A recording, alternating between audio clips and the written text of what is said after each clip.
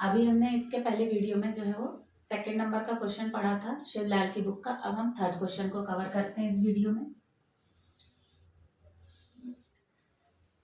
देखिए, third number accounting equation को prepare करना है। 3 इक्वेशन इसमें दी हुई है प्रिपेयर करने की।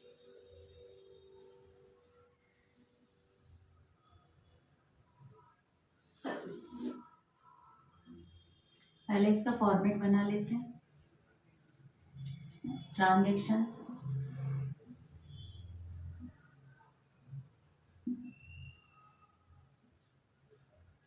ऊपर लिख लेंगे स्टेटमेंट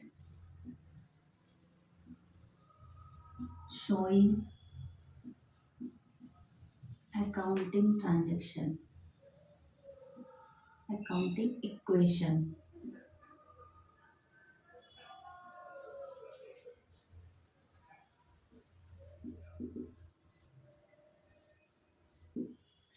यहाँ पे हमारी एसेट्स आ जाएंगे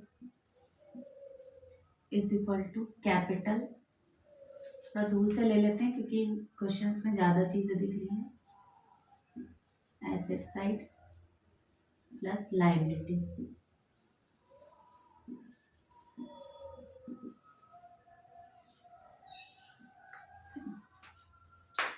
देखिए, ट्रांजैक्शन में पहली ट्रांजैक्शन हमारी जो क्वेश्चन की जो है वो है start business with cash and goods. ठीक है ना।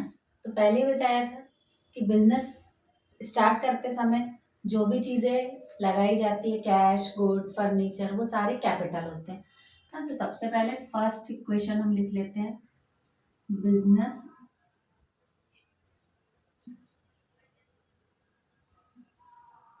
started with cash rupees 1 lakh and goods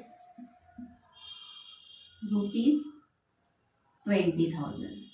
ठीक है, जो है कैश जो है 1 लाख लगा है और गुड्स जो है वो 20,000 के यूज किया है बिजनेस में। कैश एसेट साइड आती है, कैश कैश कितनी है हमारी 1 लाख।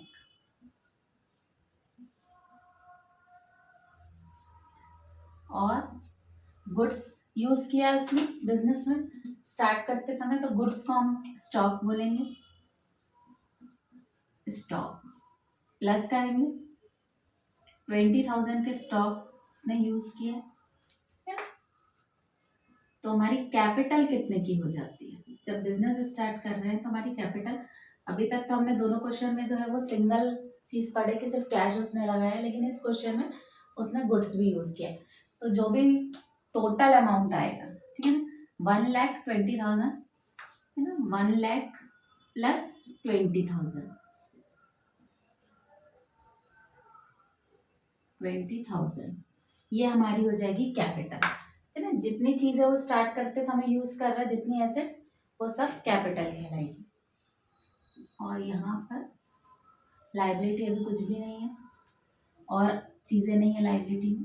सेकेंड इक्वेशन होती है हमारी, आप देखेंगे टोटल यहाँ का 1,20,000 है और इस तरफ भी 1,20,000 हमारा आ रहा है।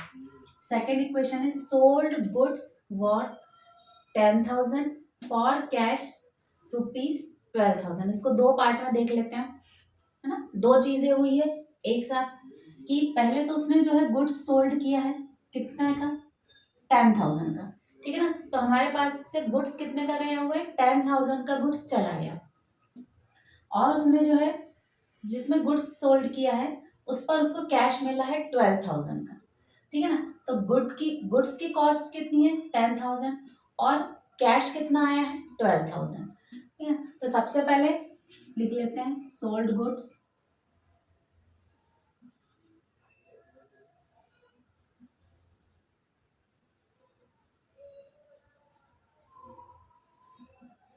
$20,000 का उसने गुड्स जो है वो सोल्ड किया है, ठीक है ना, फॉर कैश। और कैश जो है वो रुपीज आया है उसके, सॉरी 10,000 का गुड्स उसने सोल्ड किया है और कैश आया है उसके पास 12,000। है ना, तो पार्ट में देख लेते हैं। तो सबसे पहले कैश कितना आया है सामान बेचने से, तो 12,000 का है, मतलब हमारा जो है कैश कैसा हो गया है, इंक्रीज हो गया है ना। कैश जो है वो क्या हो गया, बढ़ गया है। तो 12,000 हमारे कैश में आ गए। इसके साथ साथ अब अगर 12,000 का कैश आया तो स्टॉक जो है वो सामान 12,000 का जाना चाहिए था, लेकिन क्या हुआ है, गुड्स कितने का गया है, 10,000 का ही गया है। तो हम यहाँ पर ब्रैकेट में माइनस का साइन लगाएंगे, देन 10,000 जो है वो स्टॉक वाले कॉलम में लिख देंगे। 10,000 हम स्टॉक के कॉलम में लिख देंगे, क्योंकि हमारा जो है सामान 10,000 का ही गया है गुड्स, और आया 12,000। अब देखिए ये बहुत इंपॉर्टेंट चीज़ है यहाँ पर, कि अगर 12,000 आए हैं तो 10,000 का सामान जाना था, 10,000 का सामान गया है तो 10,000 से ज़्यादा पैसे क्यों आए। तो कोई भी जो है बिजनेसमैन है वो अपने सामान को ज़्यादा से ज़्यादा कॉस्ट में बेचने की कोशिश करेगा, है ना, जितना। तो ये जो 10,000 का सामान है, अगर उसने 12,000 में सेल किया है, मतलब उसको 2,000 का क्या हुआ है, प्रॉफिट हुआ है। ठीक है, तो इसमें 2,000 का प्रॉफिट हुआ है, तो प्रॉफिट को हम क्या करते हैं, कैपिटल में प्लस कर देते हैं। तो ये प्रॉफिट कहाँ जाएगा, हमारे कैपिटल वाले कॉलम में जाएगा। तो 2,000 जो है वो हमारे कहाँ एडजस्ट हुए, इधर का अमाउंट हमारा गड़बड़ आता अगर हम जब न्यू इक्वेशन बनाते हैं, 2,000 का डिफरेंस आता। तो ये जो 2,000 है वो कहाँ जा रहे हैं, हमारे कैपिटल में जा रहे हैं। और अभी हमारे पास कोई भी लाइबिलिटी नहीं है। तो आपको पहले बताया था कि प्रॉफिट जो है वो कहाँ पर जाते हैं, कैपिटल में प्लस होते हैं, जब थ्योरी पोर्शन पढ़ाया जा रहा था।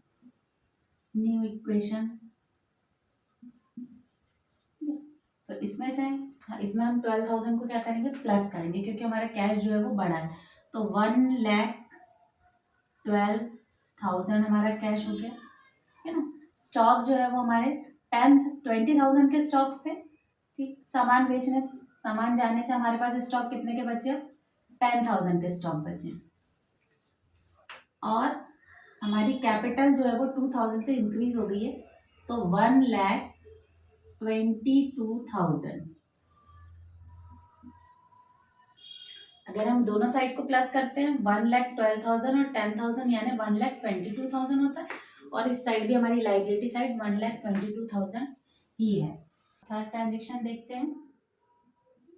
थर्ड ट्रांजेक्शन हमारी है purchase furniture on credit for ₹30,000, है ना।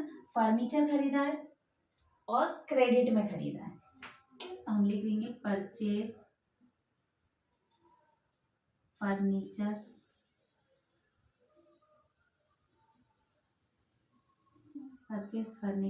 On credit.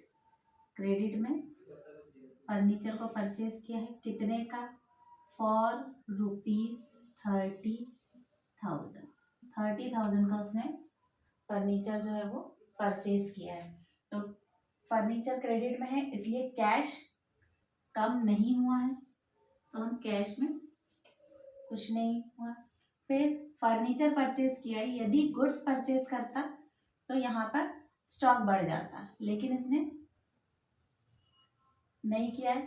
फिर क्या करेंगे, हम यहाँ पर फर्नीचर को ऐड कर लेंगे। ठीक है, फर्नीचर एसेट्स में लिख लेंगे।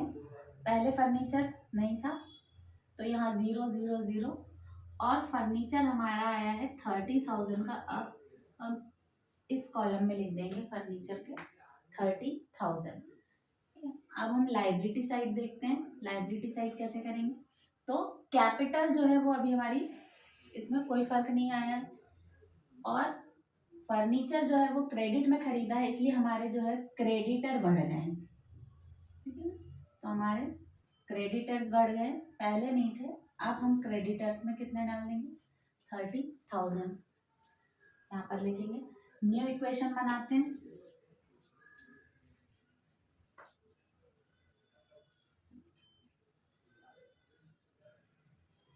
न्यू इक्वेशन, तो हमारी जो कैश है वो है 1,12,000 की कैश है।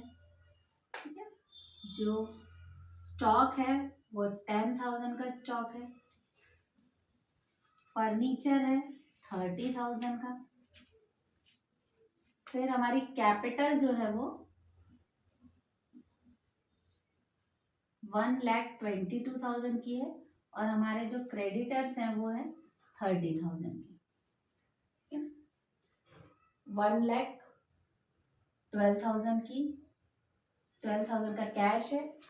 स्टॉक जो है इसको कवर कर लाइन क्लोज कर देते हैं और अलग अलग बता देती हूँ। ये देखिए ये कैश का कॉलम है, कैश 1,12,000, ठीक है। स्टॉक, हमारा स्टॉक कितने का है, 10,000 का है। फिर जो है फर्नीचर,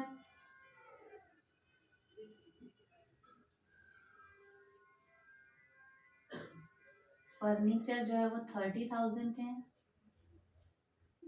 इसके बाद आ जाती है कैपिटल, कैपिटल हमारी 1,20,000 की है, सॉरी 22,000 की है। स्टार्टिंग में 1,20,000 लगाया था उसने और फिर 2,000 का प्रॉफिट हुआ था, तो 1,22,000 की है। और क्रेडिटर्स है हमारे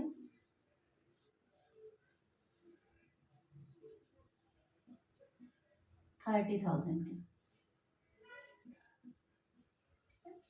तो ये क्वेश्चन यहीं पे सॉल्व हुआ और नेक्स्ट क्वेश्चन के लिए हम अगला वीडियो देखते हैं।